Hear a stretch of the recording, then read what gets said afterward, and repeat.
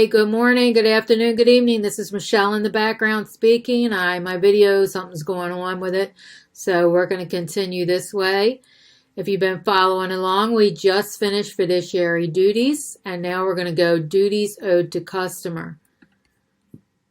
If you need to go back and review anything, be sure and do that, because we're not going to do that on every video, okay? It's way too long, and people that have already stuck with me on this stuff do not want to keep hearing that. So you might need help on one specific item, and this way, if we break it down by videos or units, you can just focus on what you need to focus on, okay? Because you might already know, you already might know some of the other stuff, and you might not need to study that, okay? That's why we do it this way. I think a 10-hour video is way too long. I've seen people doing this on YouTube, and it's just, there's no way you're going to remember that, okay? It's just not the way you learn. Usually 2 hours is pretty good span. 10 hours, way too much. All right, let's park the old car for a minute. Of client duties: obedience, loyalty, disclosure, confidentiality, accounting, and reasonable care and skill. And we did this on the last video. If you need to review, just go on and back and review it again, okay? For a moment, focus on the duties that you owe to customer, third parties under real estate law. And remember, you do not represent them, okay? They're just a customer. They haven't signed anything. You represent clients and assist customers. That's it, okay? This means that your level of service and duties you owe clients differs from the level of service and duties you owe customers. The customers might just be a neighbor that wants some information on a house, okay? You go and look it up and you give them the information. That would be assisting them. You're not going to negotiate for them. You're not going to help them out with anything else, like showing them the houses or any. You might show them a house. It's up to you. But my thing is you're just doing very little amounts of stuff. Hopefully they'll become your client. Knowing which service and duties to owe to your client versus those you owe to the customer will prevent you from treating a customer as a client. And we want to avoid this because we don't want to create an implied agency. And it just creates a lot of problems down the road. Licensee's duties to clients and customers. Okay, take a few minutes to review the duties to clients and customers chart in your resources. The shared duties are disclosure of material facts. Both duties, clients and customers, get honesty and fair dealing. You prompt presentation of all written offers and counteroffers, and you have to disclose all material facts, and you have to reasonably skill and care in performance. Okay, another way to remember the customers is DRHP oil. They tend to drip, okay? They're pretty good with these little acronyms to help you remember. And this is what Jim Quick does too. This is the way he teaches people to remember things, is he uses a lot of these acronyms, okay? So let's go over here and look at this little chart here. If you need to take a screenshot, you go ahead and do that, or you can contact me on my webpage and let me know that you want a copy of this, okay? So this is the difference.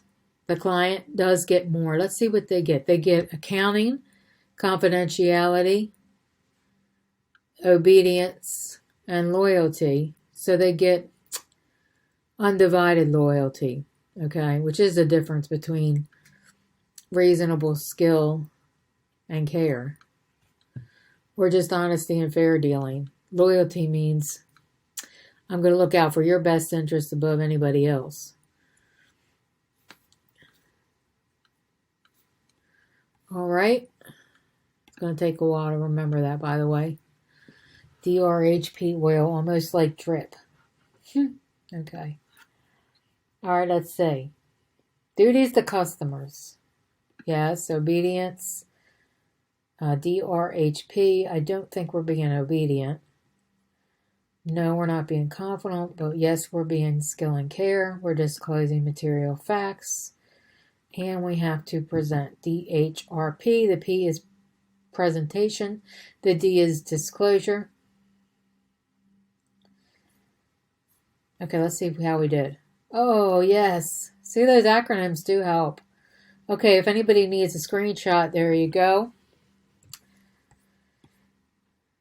And there's another one. And we're moving on. Okay, customer duties defined. Let's take a step back and a closer look at the duties owed to customers means. And you may want to figure this out on your own. Match the duties with the descriptions. Reveal all information pertinent to the transaction. Now we're just talking about customers here. Where would this go in? I would say disclosure. Provide quality, knowledgeable, and prudent service. That could be reasonable care. Okay, now let's put that down there. This one says be truthful, so that we'll put that under honesty. Quickly delivers, prompt offers, counter offers. Are we doing that with customers? Counter offers with customers. Okay. All right. I didn't think we were doing that with customers. That's news for me. But you offer and counter offer with customers too. All right. Is the level of service appropriate? Part 1. This is a part 1 of a 2-part question. Okay. Read each scenario and determine if the level of service is appropriate or not. Okay, Hillary's very careful to provide not only quality service, but also knowledgeable and prudent service to her customers and her clients.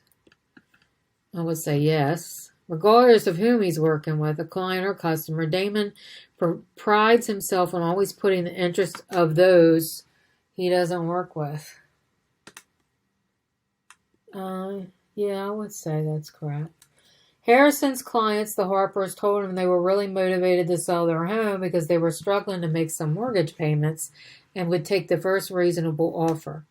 Harrison immediately knew the agent of a buyer whom he knew was in the process of putting together an offer for Harper's home, and he told him about the client's situation.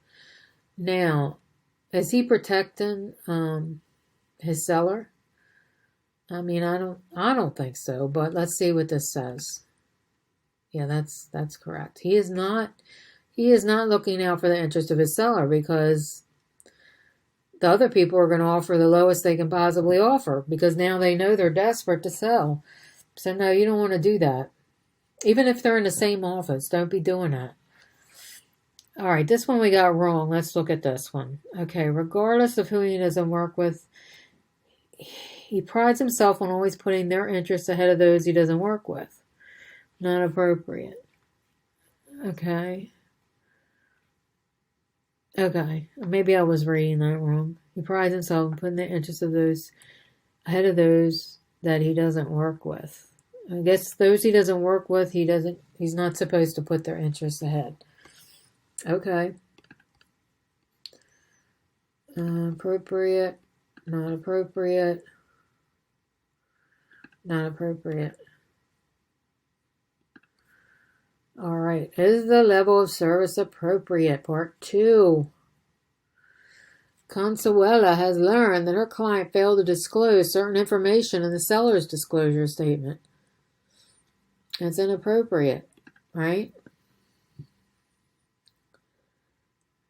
Derek was reviewing an offer that was submitted for his client's property, feeling that the offer was too low.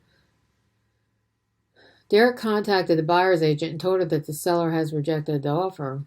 Yeah, well, no, it's not appropriate because he's got to present that to his buyer and let his buyer make that decision.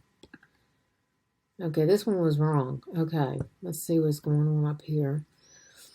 In the seller's disclosure, failed to disclose something in the seller's disclosure. She discloses the information to the buyer and buyer's agent.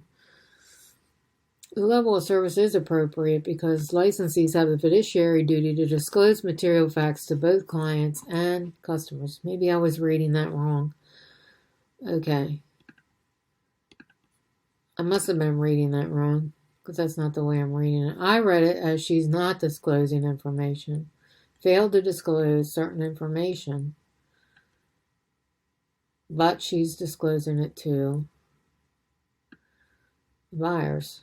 Okay, well, anyway. If anybody wants to comment below, because I'm reading this wrong. I don't get it. But we got to move on. So this is screenshot. We're on the last page. Okay, we're doing a recap. DRHP for customers, okay?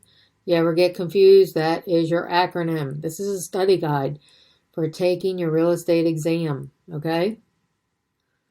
If you need to come back to this video, I don't think it's going to be too long. I think it's going to be about 11 minutes or so. Come back and review it.